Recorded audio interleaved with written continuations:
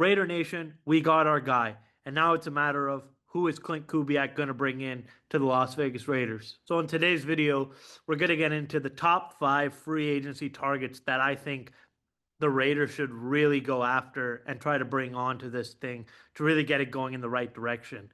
Obviously, we need more than 5 pieces to turn around a 3-win season, but with Fernando Mendoza, with a boatload of draft picks, I think these 5 players are really going to make the biggest impact for the Raiders going forward. Let me get us started off at number 5.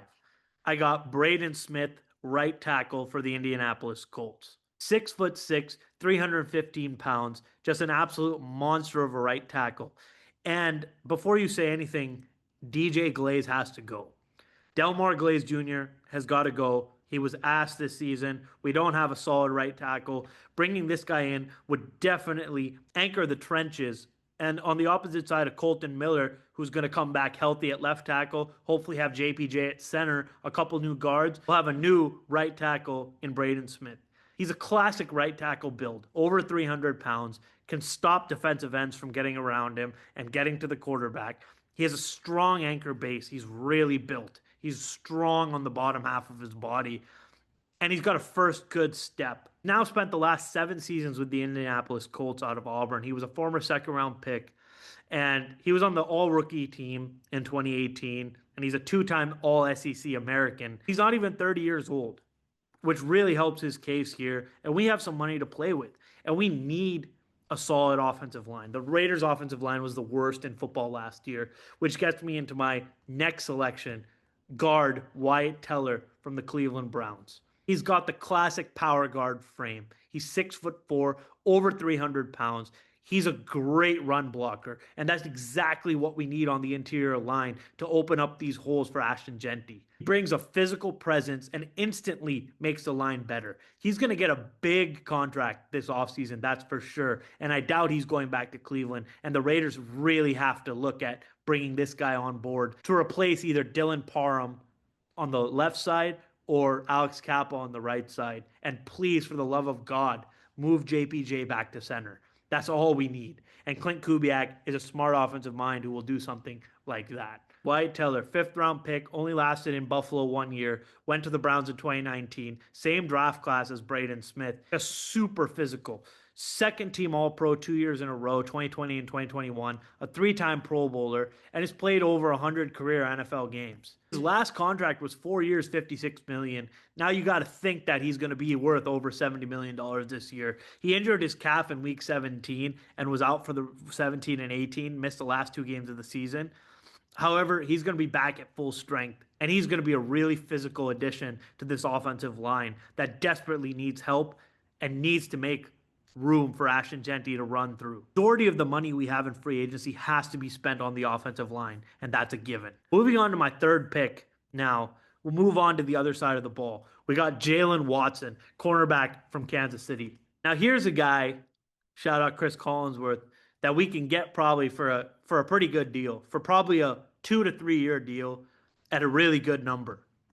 Former 7th-round pick in 2022, played for Kansas City in both Super Bowls they won back-to-back. From Washington State, 6'2", 197. He's a tall, lanky corner. Shout out Sean Smith. The OG Raiders know that one. And this is a guy who can come in across from Eric Stokes and really make a change. He's got 4.4 speed, and he can line up with those big wide receivers we have to face in the AFC West, such as guys like Cortland Sutton. He's got great length at 6'2" for man coverage. He fits different press schemes, and he's AFC West tested. He knows what it takes to play in the AFC West, which is going to be one of the hardest divisions in football yet again, with 3 teams probably making the playoffs. Now, before we get into the top 2 picks, I'm going to go to some honorable mentions right here. And my first honorable mention is a long shot, but it's a guy named George Pickens from the Dallas Cowboys, who is a free agent this year. And I put him as an honorable mention because he's probably going to get franchise tagged by the Cowboys. CeeDee Lamb and George Pickens were a great duo last year. We saw it firsthand when the Cowboys came to Vegas. They were benched for the first drive of the series due to breaking team conduct in Las Vegas, which is another reason that scares me, is because a guy like George Pickens, who was already benched for something like that, being in Las Vegas just does not fit well. It seems like he's been in the league forever up to this point. He's the true X factor wide receiver that the Las Vegas Raiders need. We don't have a wide receiver one. Trey Tucker is not a wide receiver one. This is going to be really tough to get George Pickens because he's probably going to get franchise tagged, but the talent is elite. The only thing in question is his maturity level. Can he handle being in Las Vegas? I think guys like Clint Kubiak and Fernando Mendoza will be able to get him right. But he's a big personality as well as a big play wide receiver, and the Raiders need a wide receiver one. My second honorable mention is Seattle Seahawks Super Bowl winning cornerback Tariq Woolen. Man, I wish the Las Vegas Raiders could get somebody like this. 6'4", over 200 pounds, just a big physical corner. And he was a former fifth round pick, but we saw him develop over the last couple of seasons and just go crazy in his rookie year with leading the league with 6 interceptions. This guy is at the end of his rookie deal now. And he's another guy who's probably a franchise tag candidate, but he's a piece that the Raiders can use for a defensive rebuild, especially with most likely having a defensive coach from Seattle come over to be the defensive coordinator. That's what it's looking like more and more every day, that the Raiders are going to bring in a defensive coach from Seattle to be their offensive coordinator under Clint Kubiak's regime. Tariq Woolen is fast. He's got a high turnover upside. He can go up and get the ball. He's 6'4". He can go get it where most corners cannot reach. He can go up and reach and keep up with even the fastest receivers in the NFL. He would be a huge help against the talented AFC West wide receiver that we see on a bi-yearly basis. Go out and give this guy a huge contract if you can get him, because he is a defensive pillar. He's aggressive, goes up and gets the ball, and you don't build defenses without a star cornerback, which the Raiders have seemingly not had over the last few years. Eric Stokes is a free agent. He'll probably come back on a cheap deal. I think PFF had him ranked as like top 3, if not the best cover corner in the league, but I think he only played like 6 games, which doesn't mean anything. Tariq Woolen is absolutely fast. 4.2 40-yard dash. That's like up there with Henry Ruggs at 6'4" and 1/8. Moving on to our top 2. And at number 2, I got Juwan Jennings, wide receiver from the San Francisco 49ers. Every good offense needs a chain mover, and Juwan Jennings is that possessional receiver that the Raiders need. He's big at 6'4", he's physical, and he's a possession wide receiver. He's a third down machine. Brock Purdy looked to him so many times on third down. I watched so many 49er games this year with the Raiders being absolutely ass. And Juwan Jennings is a guy who, if he comes in, he's tough. He again has the few personnel issues where he hit a few people after the play, which we saw last year, and he got fined for it, which is not a good look. But he's a culture fit. He's that tough, physical Raider way. He knows what he's doing. He's a flexible receiver. He's undervalued, but he's very productive, and he fits the Raider way. He is as tough as they come. He can go out and block downfield. He goes out and makes that third down catch. We've even seen him make some spectacular touchdown catches in the red zone. Juwan Jennings would fit in the number of wide receivers who have left San Francisco and come to the Raiders. Jerry Rice, and shout out my favorite Raider receiver of all time, Michael Crabtree, to name a few. Juwan Jennings could be the next one in that lineage. Almost 1,000-yard season in 2024.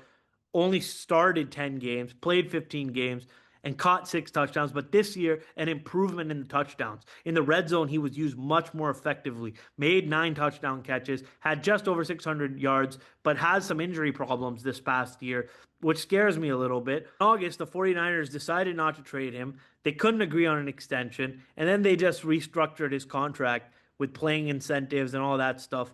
That now proves that this year, I think, he's gone from San Francisco. The 49ers are not going to be able to bring him back.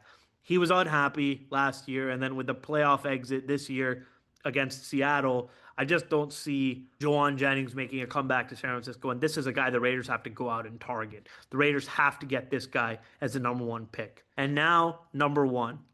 You guys will either love me or hate me for this.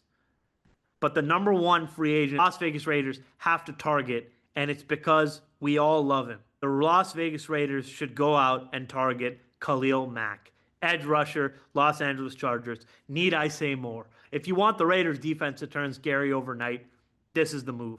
Khalil Mack, Max Crosby, duo we never got to see play together. This guy is a leader.